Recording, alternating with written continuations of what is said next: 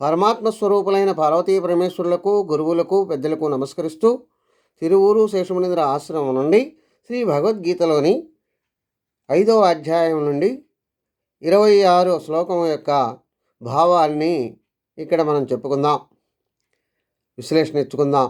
అవి ఏమని చెప్తున్నాయంటే, కామక్రోధ వియుక్తానాం యతీనాం యతచేతసాం అభితో బ్రహ్మ నిర్వాణం వర్తతే విదితాత్మనాం అని తెలియచేస్తుంది.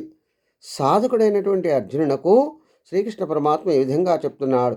ఏమనంటే, కామము క్రోధాలను విడిచిపెట్టి మనస్సును ఎప్పుడూ కూడా తను అదుపులో పెట్టుకొని ఆత్మ పరమాత్మ తత్వాలని అర్థం చేసుకుని నిత్యము కూడా సాధన చేసేటటువంటి ప్రయత్నశీలునకు ఉండేటటువంటి సాధకులకు ఎల్లవేళలా ఎప్పుడూ కూడా అన్ని సందర్భాల్లోనూ అన్ని చోట్లను తను బ్రహ్మానందాన్ని పొందగలుగుతాడు.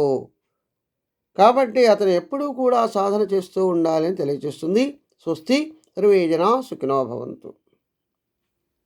ఓం శాంతి శాంతి శాంతి.